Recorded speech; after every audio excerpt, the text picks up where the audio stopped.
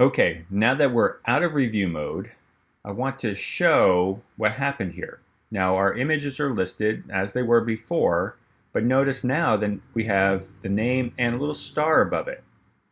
And so some don't have any stars whatsoever, and that's fine. We won't be editing those in the future. But we may want to edit, the 3 stars or check out the 3 stars and 2 stars and so on. And so once I've reviewed my images and given them the star rating, I want to filter out the ones I didn't rate or the ones that have a lower rating, so that way I'm not looking at all the images and I'm trying to have to pick through which ones I want to keep or want to edit, down the line. That's where the filter tab comes in. Notice on the left hand side here we have the filter tab and we have no rating. This number right here is the number of images that have no rating.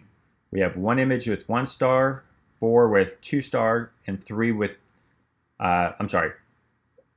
with 2 stars, and then 9 with 3-star ratings. If we had a 4 and a 5-star, that would show up as well. So if I want to filter out all the images just to pick the 3-star images, I'm just going to click on 3-star. You should see a check mark next to the 3 stars. If I want to see the 3 stars and 2 stars, I click on that.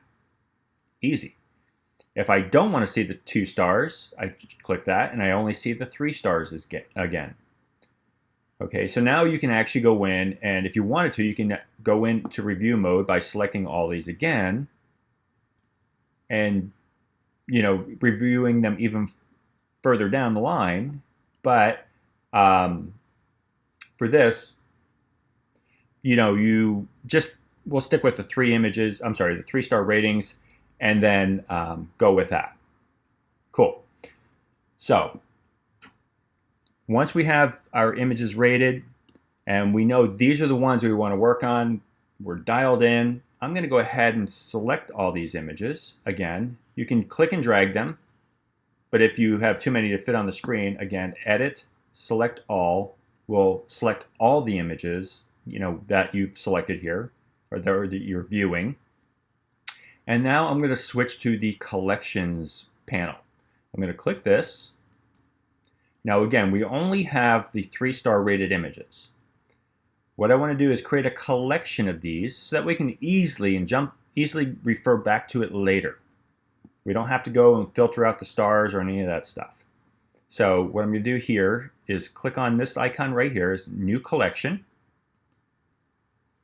It's going to ask me, do you want to include selected files in this new collection? I do want to do that, so I'm going to click yes and give it a name. And we'll say Daytona.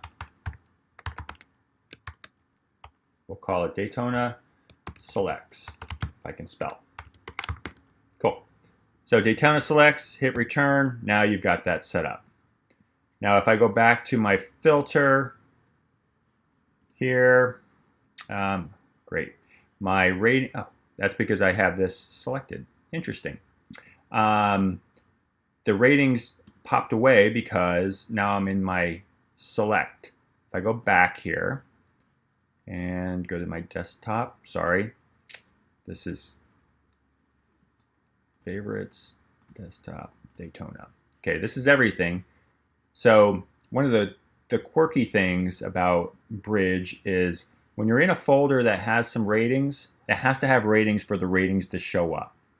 Okay, if I was in something without any ratings, like we saw, initially the ratings were not visible here. It only shows up when the ratings are available, for an image. It's a little weird thing. But if I want to now go in and refer back to my collections, I just click on this, and now my collection is available. And so now I can go through and edit any one of these images, that I need. And now I can have multiple collections of my images or of different images. So you can go back in and create a, select set of, portraits or a select set of landscapes or whatever you're shooting. Okay. So with that, that is our Bridge phase of the workflow, our input phase of the workflow. The next steps that we'll take are actually using Adobe Camera Raw and editing our images. We'll show you how to edit the images individually or as a group.